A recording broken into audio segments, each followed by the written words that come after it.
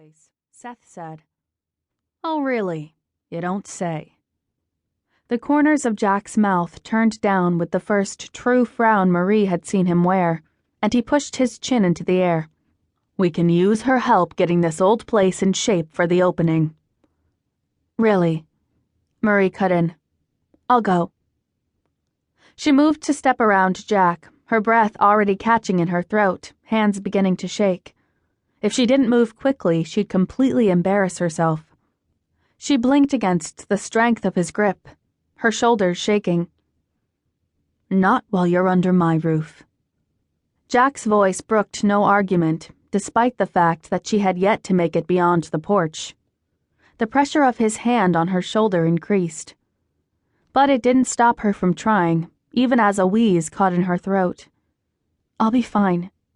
She gasped for another breath, her heart pounding at a pace it couldn't possibly sustain. "Don't worry about it."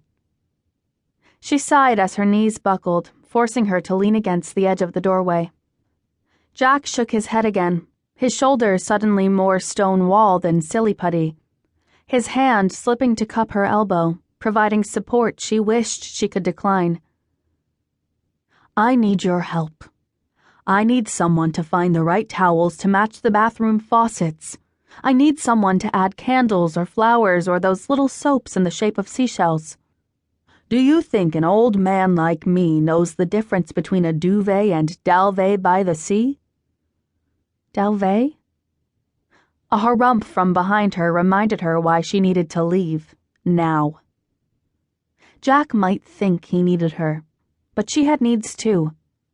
He could easily find someone else to help decorate the gorgeous old house. Saving her sanity around the likes of a man like Seth Sloane wouldn't be nearly as simple. Has she even been to the island before? Jack's glare returned in full force. "You're talking like your island through and through, like you aren't here on a temporary visa." Seth grumbled something else about a Dalvet before saying, "It's your inn. You can borrow as much trouble as you like," and marching away. "I don't want to get between you," Marie said. The stiff back of the retreating man disappeared through the door at the end of the hallway. "Really, I don't mind going." The sparkle returned to Jack's eyes, and he laughed as though she'd told an amusing joke. "No more talk like that.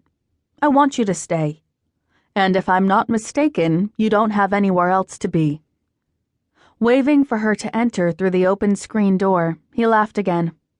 "Besides, it'll be nice to have a polite conversation over dinner. Seth has been about as fun as a month-old jug of milk." Jack's eyes shifted back and forth, making sure they weren't being spied on as he leaned in with a wink. "Between you and me, he wouldn't be here if he had anywhere else to go." "He doesn't? Have anywhere to go, I mean." Maybe they had more in common than she'd thought, but that didn't mean he had to be so rude. Jack ushered her toward the same door through which Seth had exited, his voice hushed but still echoing between the cherry wood floors and 10-foot ceiling of the empty hall.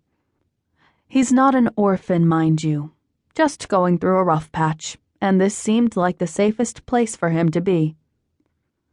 "What? Are the police after him for unlawful use of sarcasm?" The words popped out before Marie even realized they were on her tongue, and she clamped her hands over her mouth. She couldn't remember the last time she'd made a snide remark or an ironic comment. It felt good. Actually, she felt free. Not all the way free, but freer. Safe, at least, to say such a thing. Jack patted her back, his laughter rolling over her like a blanket, and she barely shied away from his touch. "Something like that." He pushed open a door off the foyer, motioning for her to step through. "Let me show you around." Seth had disappeared, leaving the room empty except for streams of light flooding every corner of the poorly painted dining room. One wall boasted what she hoped was supposed to be a hunter green. Of course, it wasn't actually anywhere close to that pretty of a color, and she squinted away from it, hoping that it would change colors on its own.